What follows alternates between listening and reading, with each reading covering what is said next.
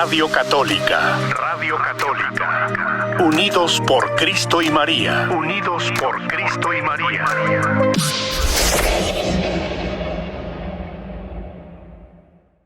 Bueno, buenos días. ¿Cómo están? Bendecidos, ¿y usted?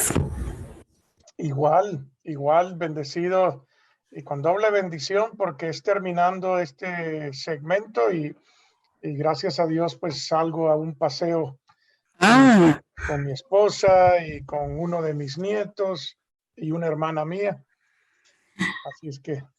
Son buenas noticias, ¿no?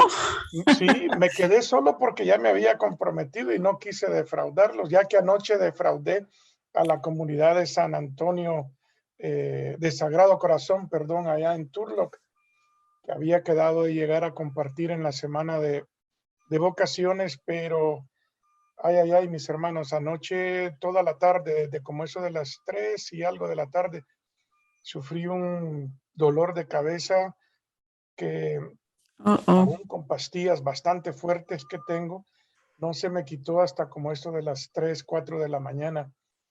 Entonces sí, no pude ir porque no era prudente.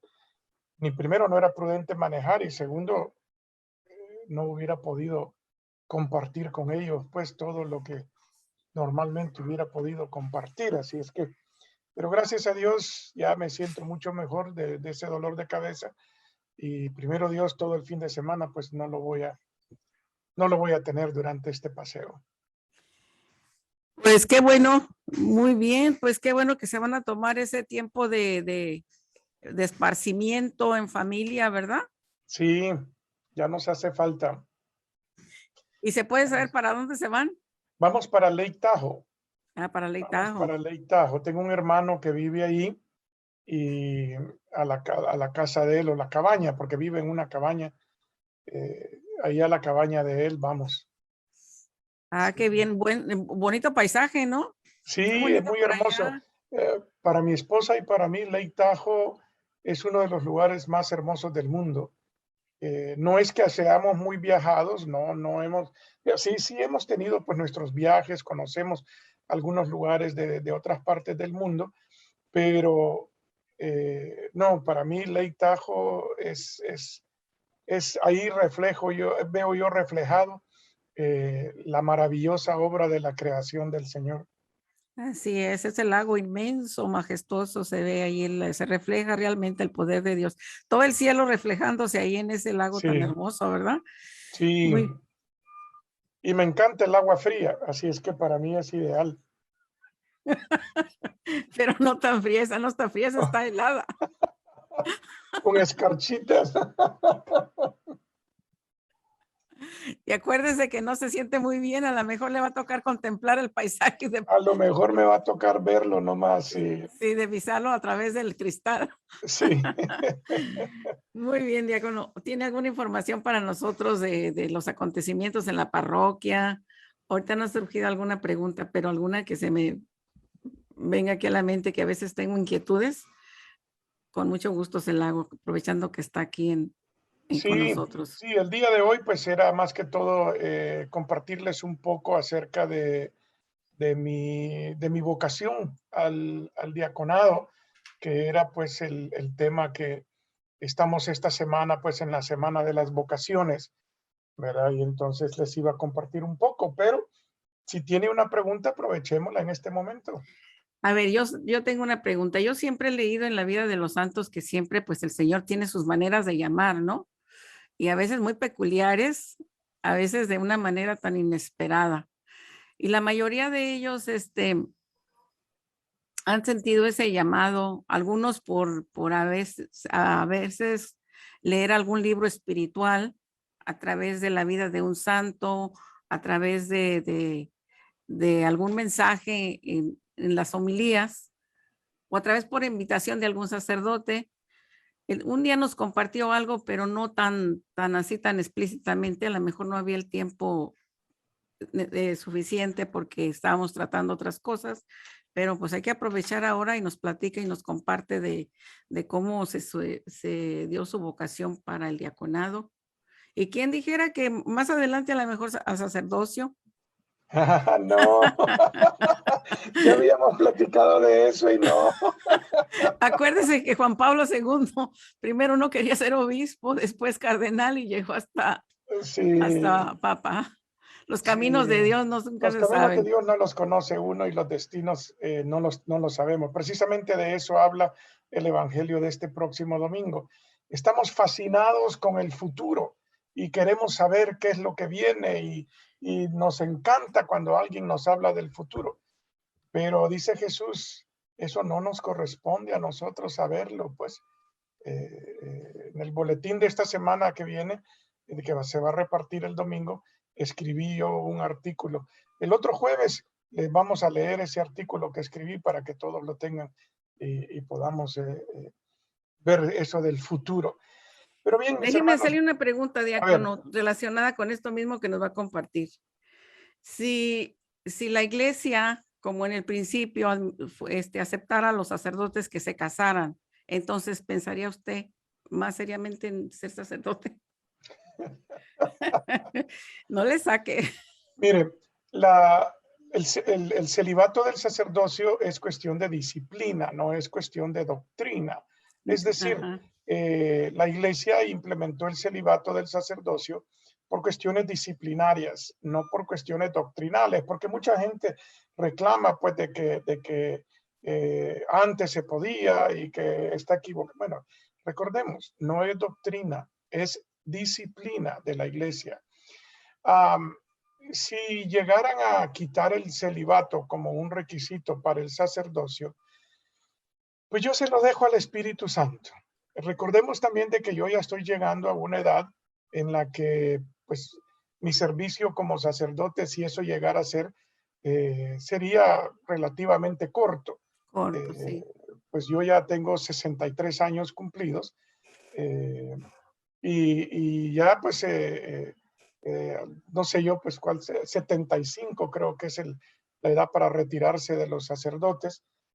Eh, pero bien, como le repito, yo se lo dejaría en manos del Espíritu Santo. Ni le digo sí ni le digo no, porque muchas veces yo he dicho no y el Espíritu Santo me cambia la Dice opinión. sí. A veces yo he dicho sí y el Espíritu Santo me cambia a que no. Así es que, y le voy a compartir un poquito de esa experiencia porque sí me sucedió también en mi llamado al diaconado. Antes de compartirles mi llamado al diaconado, tengo que darles un poco de historia mía para que ustedes vayan formándose, digamos, eh, eh, ¿cómo le pudiera decir? Una idea de dónde vengo espiritualmente, ¿verdad? Me voy a remontar a mi época de adolescente, digamos de 16, 17, 18 años. Durante esa época, bueno, me crié, toda mi vida fui a colegio católico, ¿verdad? Toda mi educación fue en colegio católico, lo cual no implica, por favor, no quiero que se vayan a creer de que, pues sí, ahí recibió su vocación, no. Yo era un muchacho hasta cierto punto rebelde. Y si bien es cierto, siempre me llamó la atención las cuestiones religiosas, no puedo decir que siempre fui religioso, que siempre fui espiritual, no. De hecho, como eso de los 16 años, como les digo, para mí ir a misa los domingos iba si no había nada mejor que hacer. Eso es con toda honestidad, eso les puedo decir yo de esa etapa de mi juventud. En eso conocí a una muchacha que me enamoré de ella y ella era muy ferviente en su fe y pertenecía al grupo de jóvenes de una parroquia allá en San Salvador. Entonces me uní al grupo de jóvenes por ella, ¿verdad? Por ella para poder estar viéndola más seguido. Y entonces ese grupo a mí me enamoró de Jesucristo. Aparte de que me enamoré de ella, me enamoró de Jesucristo. Era una cosa que yo me enamoré apasionadamente de Jesús en esa etapa. Eh, salíamos, teníamos misas al aire libre, había un sacerdote español que era el que dirigía el grupo y era de una manera que la oración, la espiritualidad, Jesús yo lo sentía muy cerca de mí en esa época. Luego, en los años 70, empezó a fraguarse la guerra civil en El Salvador y vino una época muy dolorosa para muchos de nosotros que experimentamos esa etapa en El Salvador. Vino una etapa dura también dentro de la iglesia. Y desafortunadamente yo tuve que abandonar el grupo de jóvenes con una controversia bastante grande con el sacerdote. ¿Por qué? Porque sin entrar en muchos detalles, el grupo y el sacerdote se estaban convirtiendo en grupos guerrilleros y yo no comulgaba pues con las ideas guerrilleras de esa época. Entonces me tuve que salir del grupo y con controversia con el sacerdote porque sí me insultó bastante cuando le comuniqué que me salía del grupo. Insultó a mi familia, me insultó a mí y bueno, eso me dejó a mí con un sabor un poco amargo de mi experiencia de iglesia. Cualquier otra persona hubiera dicho hasta ahí llegué, pero no. Seguí pues en colegio católico, me gradué de la high school. Después de la high school me entré en la Universidad Católica de El Salvador. Ahí estudié ingeniería mecánica y durante esa época, de nuevo, mi experiencia de iglesia pues no era una cosa, después de lo que había pasado, mi pasión por Jesucristo seguía, pero no de la manera como la estaba viviendo en ese grupo. Pasó el tiempo, conocí a la que hoy pues es mi esposa, nos enamoramos, eventualmente nos casamos en el año 82, ya el próximo año vamos a cumplir 40 años de matrimonio. Y en el año 84 nos movimos a los Estados Unidos. Nuestra idea de vivir en Estados Unidos era estar aquí por un año nada más. ¿Por qué? Porque la guerra en El Salvador y la situación de cada uno de nosotros allá se había vuelto insoportable. Al año, la guerra no había terminado en El Salvador, sino que por el contrario se acrecentaba más la violencia y ahí decidimos nosotros quedarnos a vivir aquí en Estados Unidos. Íbamos a la iglesia de nuevo los domingos, si es que no había nada más que hacer. Hubo una época en que, y yo les agradezco muchísimo, créanme, a los testigos de Jehová, ellos empezaron a visitarnos todos los sábados, pasaban por mi casa. Mire, don José, me decía, ¿quiere que estudiemos la Biblia? No, yo soy católico y por mis adentros ahora digo, sí, yo era católico, no iba a misa, pero ahí me consideraba yo católico. ¿Cuáles eran los únicos días que yo iba a misa? Miércoles de ceniza y para la Virgen de Guadalupe. Eran los únicos 2 días al año que yo iba con fervor. Los domingos, de nuevo, si no había nada mejor que hacer, pues íbamos a misa. Un año pasaron ellos así, invitándome a estudiar la Biblia con nosotros. Por un año yo les dije que no. Al cabo de un año, lo platicamos con mi esposa y le dijimos por fin que sí, que llegaran a la casa.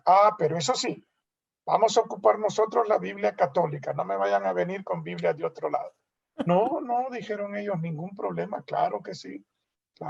Mire, era una pareja ya mayor, muy amables, muy cariñosos con nosotros y empezaron a llegar todos los sábados a estudiar la Biblia con nosotros. Así lo hicieron por un año. Al cabo de un año, reflexiono un poco y le digo a mi esposa, ¿sabes qué? Aquí lo que está pasando es que todos los sábados ellos vienen y depositan una gota de agua. ¿Qué es lo que pasa cuando una gota de agua cae sobre una roca? Con el pasar del tiempo, esa gota le abre agujero Así a la es. roca. Sí. Eso es lo que ellos están haciendo con nosotros. Nos están poniendo esa gota todos los sábados y cuando menos lo sintamos, le digo, nos vamos a cambiar de religión sin haberle dado una verdadera oportunidad a nuestra religión con la que crecimos, a la religión de nuestros padres, a la religión con la que nos educamos. Entonces, le digo yo, hagamos una cosa.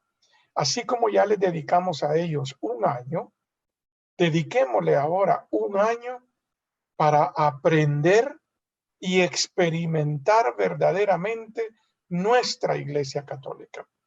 Entonces decidimos empezar a ir a misa todos los domingos, empezar a ir a charlas en la iglesia, nos anotamos para ser lectores, para ser ministros de la comunión, en fin, nos involucramos activamente en la iglesia. Y les dijimos a esta pareja que durante ese año no los íbamos a recibir en la casa y les explicamos el por qué. Inmediatamente se acabó la dulzura de esa pareja. Inmediatamente se acabó la amistad que proyectaban, ¿verdad? Y en ese mismo momento que nosotros dijimos eso, ya dejaron de venir y dejaron de ser nuestros amigos y ahí se acabó. Y nosotros seguimos pues en la iglesia. En este tiempo vivíamos nosotros en Concord, ahí en el área de la Bahía. Y íbamos a la iglesia de San Buenaventura. Tengo muy gratos recuerdos yo de esa iglesia. Ahí empezamos, como les digo, a participar de una manera activa. Nos hicimos lectores, ministros de comunión. Para Semana Santa siempre me escogían para ser el cronista de la Pasión de Cristo. No sé, les gustaba mi voz, la manera como yo proclamaba la lectura. Luego decidimos movernos a Modesto. Bueno, decidimos comprar casa. El comprar casa nos llevó a ver casa. No podíamos comprar casa en Concord, era demasiado caro. Y mi trabajo y mi ingreso no nos daba como para comprar una casa en esa área. Entonces empezamos a buscar otras casas. Anduvimos viendo por Sacramento, por Roseville, anduvimos viendo cuando venimos a buscar por esta área, de hecho empezamos por Newman. Allá en Newman empezamos a ver casas, luego pasamos por Patterson viendo casas y luego por fin llegamos a Modesto. Primera vez en mi vida que veníamos a Modesto. No conocíamos absolutamente nada de Modesto. En eso mi suegra, y en esa época los que están jovencitos, la mayoría no va a comprender esto, pero buscábamos las casas en el periódico, en los clasificados, en los anuncios clasificados. Allí buscábamos dónde había construcción de casas y dónde habían casas nuevas. En eso mi suegra dice, mire, me dice, hay una casa ahí en Modesto que está del precio que usted la anda buscando y la están construyendo. Bueno, pues vamos a verla. Era una casita muy bonita que quedaba en una calle que se llama Windy Court, que vivimos aquí en Modesto por primera vez, cerca de la Paradise y la Chicago, allá en el lado oeste de Modesto. Entre la Paradise y la Carpenter está la calle Chicago y por ahí quedaba esta casa. Vimos la casa, era una casa de 3 dormitorios, vimos la casa modelo, una casa de 3 dormitorios, 2 baños. Nosotros éramos mi esposa y yo, ya teníamos 3 hijos y mi suegra que vivía con nosotros. Los 3 niños estaban pequeños. Entonces dijimos, aquí nos quedamos. Está la casa perfecta, del precio que la queremos y bueno, ahí fue a los 8 meses terminaron de construir la casa y a los 8 meses nos movimos a Modesto. Venimos a Modesto a vivir aquí un día 12 de agosto del año 1990. Esa misma semana empecé a buscar, y muchos no saben, ya que qué es lo que voy a referir. Empezamos a buscar en las páginas amarillas, que era un directorio telefónico donde usted podía encontrar todos los comercios, todos los médicos, iglesias. Empezamos a buscar las iglesias que pudieran quedar cerca de donde vivíamos. Así encontré la iglesia de San Estanislaos.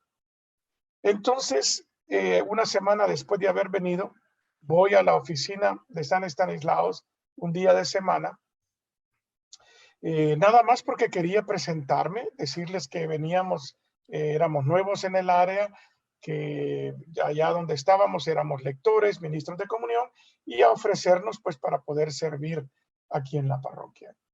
Me abrió la puerta mi querido y muy recordado Padre Octavio Escobar. Padre Octavio Escobar me abre la puerta y créanmelo, fue una amistad instantánea con mi querido Padre Octavio. Fue una cosa increíble cómo Dios nos puso a cada uno en nuestro camino, en cada uno de nuestros caminos. En ese mismo momento me dice, hijito, véngase, vámonos al salón que hoy están comenzando aquí talleres de oración y vida del Padre Ignacio Larrañaga. Hoy están comenzando aquí. Véngase, y si usted quiere ser servidor aquí, véngase y reciba esto, tráigase a su esposa y vénganse. Así comenzamos en San Estanislaos con talleres de oración y vida, viviéndolos, experimentándolos nosotros y al mismo tiempo sirviendo como lectores y como ministros de la comunión en San Estanislaos. Talleres de oración y vida, mis hermanos, a mí me cambió espiritualmente. Yo le debo mi espiritualidad actual a talleres de oración y vida. Desde el año 1990 que los experimentamos por primera vez, para mí todavía en esta época hago uso de lo que aprendí en talleres de oración. Ministro de comunión y todo eso. Y siguen pasando los años, allá por el año 96, fíjese, el año 96. Bueno, empecé yo a viajar, cuando nos venimos a vivir a Modesto, empecé a viajar a Oakland todos los días porque yo trabajaba en Oakland.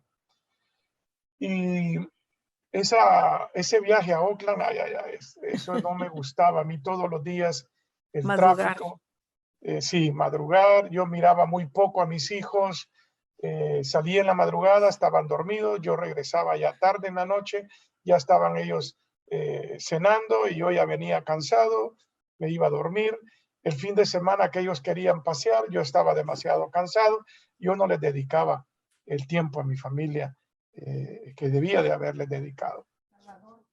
Entonces, en el año 92, fíjense, sin yo jamás haber aplicado ningún trabajo aquí en la viñería de Modesto, que está en la viñería de la familia Gallo, sin nunca yo haber puesto una aplicación, en 1992 me llaman de ahí de la viñería para ver si estaba yo interesado en trabajar, bueno, si estaba interesado en una entrevista para trabajar con ellos.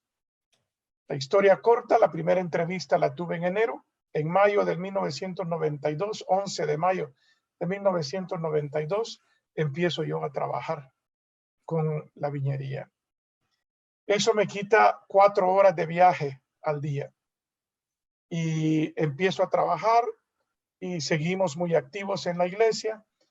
En el año 1996, mi carrera profesional va en aumento. Profesionalmente me dan unos retos increíbles.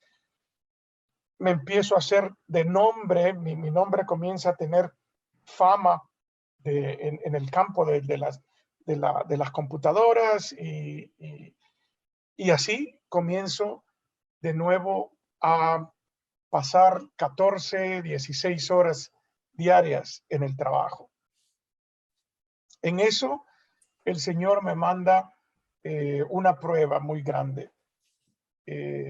reorganizan el departamento y me ofrecen una posición que profesionalmente hablando era el sueño de cualquier persona que quiere alcanzar el éxito. El jefe que yo tenía en esa época, que fue el que me contrató, que me llamó cuando, que todos los años que lo conocí, le pregunté cómo supo de mí, por qué me llamó a la entrevista. Su respuesta siempre fue: yo tengo mis recursos y no te puedo revelar por qué te llamé. Entonces yo siempre le di crédito a Dios que Él me había Sí. llamado. Entonces Él me dice: quiero que te vengas a trabajar conmigo en mi nueva posición. ¿Y qué vas a estar haciendo tú? Porque ya ves la posición que me están ofreciendo, una posición de muchísimo salario, una posición de muchísima categoría, de mucha responsabilidad, que me garantiza, si yo soy bueno, me garantiza el éxito. Y entonces me dice él: yo no te puedo garantizar una posición así, yo no te puedo garantizar un salario así. Yo lo que sí es que confío que tú tienes un gran talento y te quiero trabajando conmigo. Ay, ay, ay, decía yo, ¿cómo puedo dejar la oportunidad tan grande de mi vida por algo que es una incertidumbre? Miren, mis hermanos, un día estaba yo en la misa y estaba pidiéndole a Dios que me iluminara cómo tomar esa decisión, que me diera alguna señal. Yo no sé si ustedes ocupan esta expresión, pero en El Salvador nosotros sí la ocupamos. Dios me dio un trancazo, es decir, un golpe con un trozo de madera largo, con una viga de madera. Me dio un Sí. trancazo en la cabeza y me dice, oigo yo muy clarita su voz que me dice: ¿y qué estás pensando, hombre necio? Me has pedido tiempo para estar con tu familia, que esa posición que tenés no te deja, y te estoy poniendo el plato favorito tuyo en medio donde vas a tener tiempo de tu familia. ¿Y qué es lo que te hace dudar? Entonces me agarro a la cabeza y le digo: discúlpame, perdóname, Señor, no vuelvo a dudar de ti. Y tomé ese trabajo, mis hermanos. Ay, ay, ay. Ese primer año en ese trabajo, créanme que si hubiera habido una reorganización en la compañía, yo hubiera sido el primero que a ellos que le dan layoff, que lo despiden. ¿Por qué? Porque ese trabajo no tenía absolutamente nada de importancia, por decir así. Sí tenía tiempo para la iglesia, sí tenía tiempo para mi familia, sí tenía tiempo para oración, pero profesionalmente andaba yo con las alas caídas. ¿Por qué? Porque ese trabajo no era, no era, no era. Así pasó un año, 2 años, 2 años. En esos 2 años muere el que era jefe mío. Tuvo un cáncer y de nuevo nunca me reveló cómo él me había llamado 8 años antes para esa entrevista de trabajo. A los 8 años me ofrecen, en el año 98, me ofrecen un trabajo de un poco más de responsabilidad, que lo tomé. Y sí, gracias a Dios, ese trabajo lo mantuve, esa posición la mantuve por 13 años, y sí, gracias a Dios, técnicamente y profesionalmente me dio muchos éxitos. Eso fue en el año 98. En el año 2001, en el año 2000, más bien dicho, en el 99, en el año 2000, empiezo yo a padecer de mi columna vertebral. Empiezo a padecer, empiezo a tomar medicinas con codeína, empiezo yo a tener casi una adicción, por decir así, a esa medicina, porque no podía controlar el dolor de la espalda si no tenía esas medicinas. En el año 2001, por fin, después de mucho batallar, consigo que el seguro médico pague por la operación de la columna. Y me van a operar de la columna. Ya la operación ya está programada.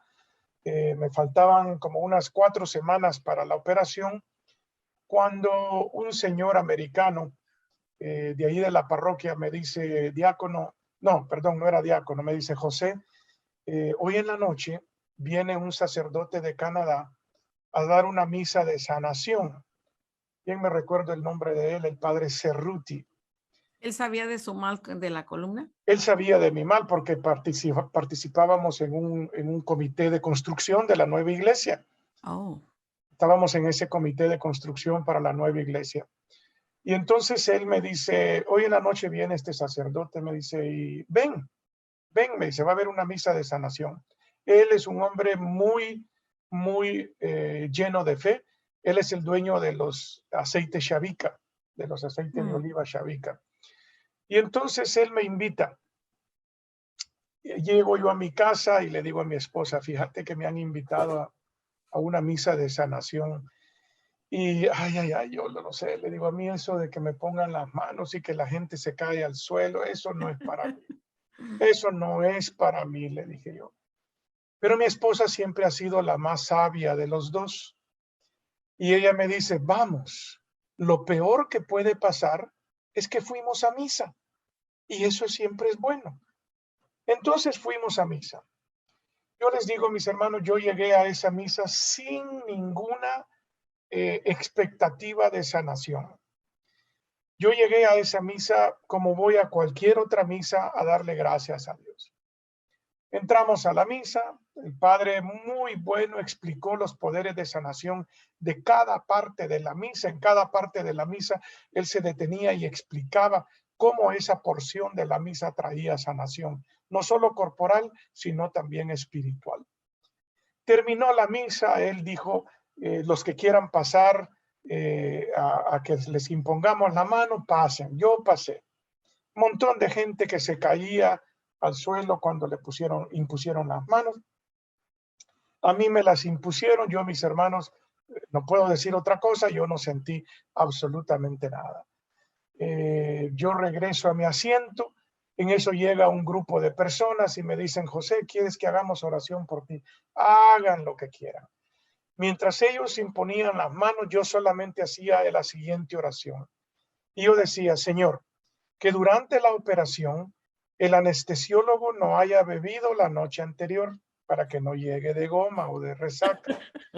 Señor, que el cirujano no se haya peleado con su esposa o su esposo para que no le vaya a temblar la mano y me pueda operar bien. Esa era mi oración. Yo regresé a mi casa esa noche con el mismo dolor con el que había llegado a la iglesia. A la mañana siguiente, mis hermanos, voy a trabajar. Me bajo de mi vehículo, voy caminando en el estacionamiento y digo, aquí hay algo raro. Aquí hay algo raro. No recuerdo haberme tomado la medicina hoy en la mañana. No siento dolor y no vengo cojeando, patojeando, caminando así, pues, porque ya me había afectado el caminar. No, dije yo. No, aquí hay algo malo en mi cabeza, yo tengo que sentir dolor, yo tengo que tener dolor. Y patojeaba y caminaba así, no porque tuviera dolor, sino que porque yo me forzaba la mente a que tenía que tener dolor, que no podía yo explicar por qué yo no tenía dolor. La misa había sido un lunes en la noche. Eso del estacionamiento fue martes. Miércoles fue miércoles de ceniza del año 2001. A mí siempre me ha gustado recibir las cenizas tempranito en la mañana.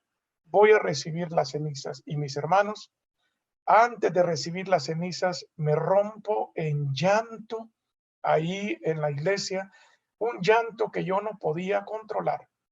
Y le digo al Señor, Señor, gracias. Gracias porque me sanaste. Gracias porque yo no puedo explicar lo que has hecho conmigo. Mis hermanos, desde ese día yo no he vuelto a padecer de mi columna y no tuve la operación que me iban a hacer. El médico, cuando yo le cuento lo que me pasa, me dice, no te creo, me dice, te voy a hacer otro MRI, otro examen.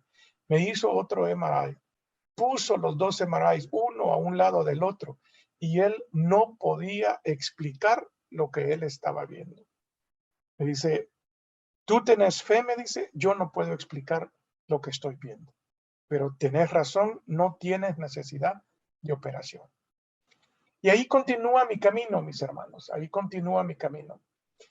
Luego, ahí por el año 2000, no, perdón, ahora me tengo que regresar un poco, porque fue por el año 98 donde yo también ingreso al programa del diaconado. En el año 97, mi querido padre Octavio me dice, José, deberías de considerar ser diácono. Mi primera reacción fue una gran carcajada. Me tiro una carcajada que le digo, ay, padrecito, usted sí que tiene un sentido del humor increíble, le digo. Usted es mi confesor, usted es mi guía espiritual. Usted sabe quién soy yo, cómo se pone usted a pedirme que yo me haga diácono. Entonces, solamente dijo, bueno, yo solo sé que te digo que tú deberías de considerar hacerte diácono. Del año 98, miro un artículo en el boletín que decía información, noche de información para el diaconado permanente. Sin decirle a mi esposa, dije yo, voy a ir a ver de qué se trata. Fui a esa noche de información y decían pues de que era un programa de 5 años, los primeros 3 años era un estudio de teología que estaba abierto a cualquier persona, no solo a los que iban para diácono, y los últimos 2 años era solo para los que iban para el diaconado. Dije yo siempre he querido aprender un poco más de teología.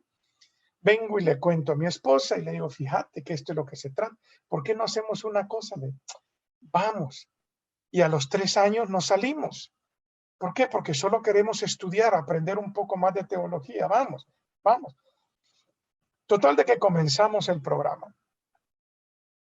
Y por el año, eso fue en el 98, 99 y en el año 2000, digamos, para comenzar el 2001, comienzan ya los últimos 2 años, digamos, del diaconado, de esa formación. Entonces vengo yo y le digo a la directora del programa, que en esa época era una hermana que se llamaba la hermana Emily. La hermana Emily era una mujer muy baja de estatura, pero con un carácter que nadie le podía decir que no. Muy estricta. Entonces vengo yo muy contento y le digo, hermana Emily, quiero notificarle que mi esposa y yo, terminando este año de teología, nos vamos a salir del grupo. Ya no vamos a continuar. Yo, la verdad, le dije, yo no tengo madera para diácono, yo no me considero digno para ser diácono. Y no, le digo, yo no creo que Dios me esté llamando a esto, yo no sirvo, yo no tengo lo que se necesita para ser un diácono. Me dijo ella, ¿esa es tu decisión final? Me dijo, sí, le dije, esa es mi decisión final. Muy bien, me dijo, te espero en mi oficina el lunes a las 11 de la mañana para que terminemos de hablar de... No, hermana, yo no puedo venir el lunes, yo trabajo. Te espero el lunes en la mañana a las 11 en mi oficina. Muy bien, hermana. Ahí llego yo. Mis hermanos, 1 hora pasé con ella en su oficina. Cuando yo salí de la oficina, me acuerdo que cerré la puerta y levanto los brazos y le digo yo, gracias, Señor, voy a ser diácono. Amén. Gloria. Esa hora, esa mujer, esa hermana, esa religiosa, me hizo ver lo que yo tengo para darle al Señor que yo no lo había visto hasta entonces. Y allí es donde, apoyado con el Espíritu Santo y con la oración, es donde decido aceptar el llamado del Señor a ser diácono. Y el obispo Stephen Blair me ordenó de diácono el 13 de septiembre del año 2003.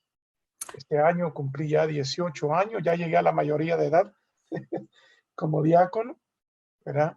Y he tenido esa bendición de haber sido ya diácono por 18 años, con muchísimas experiencias buenas y malas, dentro del diaconado, con muchísimos gozos que me ha dado el diaconado, con muchísimos sufrimientos que me ha dado el diaconado, pero con la firme esperanza y con la firme certeza de que este es el camino al que Él me llamó y este es el camino al que decidimos con mi esposa, porque la decisión fue de ambos, no solo mía, el camino que debíamos de seguir. A Eso, su mis esposa, hermanos, eso ha sido tuve que darles esa gran, larga experiencia de vida porque es importante ver cómo, sí, sí. cómo el Señor me fue moldeando y me fue encaminando hasta llegar al día de que me ordené. En otra ocasión les cuento los 18 años de diaconado, las experiencias buenas, malas, Muy los bien, gozos, los sufrimientos que este servicio me ha traído. muy bien. Pues yo pienso que el Señor no se equivoca, fíjese. Hace más o menos, ¿qué será? Pues mucho antes de que usted viniera para acá, me dice el señor Rancaño, si lo reconoció, ¿verdad? Sí, María, fíjate que el obispo me dijo que le diera una lista de personas, de hombres, que yo piense que están aptos para ser diáconos. Fue cuando el diácono Felipe, Jorge de Stockton y otros que también recibieron el sí. diaconado. Entonces me dijo, y yo apunté a tu cuñado y le dije, mi cuñado, disculpe, mi cuñado le dije, yo creo que no se me hace a mí que sea apto para el diaconado porque su carácter y también porque su familia está chiquita y por su modo de ser. Él era salvadoreño también, en paz descanse. Y me dijo, María, Dios no se equivoca. No, me dijo, María, Dios no se equivoca. Y yo le dije, pues el obispo, Dios no se equivoca, pero el obispo a lo mejor sí. Resulta Sí. que todos se recibieron de diáconos, la mayoría, menos mi cuñado. Entonces digo, pues que Dios tiene su manera de usar los instrumentos que él tiene para atraer a aquellos que él ya tiene llamados para este ministerio tan importante y pues Sí, Dios no se sí, equivoca. sí, esos diáconos que usted menciona fueron los primeros diáconos en español que se ordenaron en nuestra diócesis. Sí, Sí, pues mi cuñado se decepcionó, todo el día traía su alba blanca casi siempre, haciendo diablura y media, pero él seguía que iba a ser diácono y resulta que pues no, le avisaron que no era. sí, en el grupo de nosotros, fíjese que cuando nosotros estábamos en la preparación, en la formación, éramos 10, faltando 2 meses para la ordenación. El obispo tuvo que decirle a uno de ellos que no sabemos nosotros las razones, no sabemos qué habrá pasado, pero solo nos ordenamos 9 en el grupo de nosotros. Sí, por eso es un proceso de discernimiento, es un proceso que no porque uno ya está en el programa está garantizado. El obispo siempre nos decía, miren, si ustedes en el momento que van entrando en la procesión para la ceremonia de ordenación, si en ese momento ustedes todavía les entra alguna duda o algo, hágase a un ladito, siéntese y no responda cuando lo llamemos. Eso es mejor a que se ordenen por compromiso, a que se ordenen por obligación. Y O de por- hecho, él pues no, él tiene un proceso de discernimiento también con cada uno de nosotros. Yo pienso también que a través de las respuestas y todos los exámenes y todo eso, también yo creo que también se dan cuenta el estado de cómo está su alma, cómo está su vida espiritual, pienso yo, Sí, ¿verdad? Porque el Espíritu Santo tiene que estar trabajando en ese proceso de que se están también preparando para esa misión, para recibir las sí, órdenes y sagradas. así es. Entonces, pues Ahí Dios veo que no hay se equivoca. algunos amigos que nos están viendo por Facebook. Vero, muchísimas gracias por su comentario y por sus bendiciones. Ella nos escucha desde Long Beach, California. Ah, qué bueno. Sí. Y luego Paco García también. Muchas gracias pues por estar con nosotros y haber puesto su comentario también por allá. Bueno, mis hermanos, eso es todo lo que tengo yo para hoy. Ya nos pasamos un poco del tiempito, Un pero poquito, sí. Pues manténganos en oraciones, pidan al Señor que podamos ir con mi familia, ir y regresar con bien de este paseo de 4 o 5 días que nos vamos. Primero Dios, ya para el lunes en la tarde vamos a estar de regreso, ¿verdad? ¿cuándo van a salir? Hoy, ahorita nomás colgando ¿Hoy? esta llamada y ya me están esperando en el carro. Sí, Pues como le digo, solo me quedé porque ya tenía este compromiso con ustedes y no quise compartir esta experiencia la otra semana porque hoy es la semana de vocaciones y entonces por eso es bien apropiado compartirla durante esta semana que estamos en la semana de las vocaciones. Gracias, Antonia, también por sus saludos. Muchas bendiciones para todos.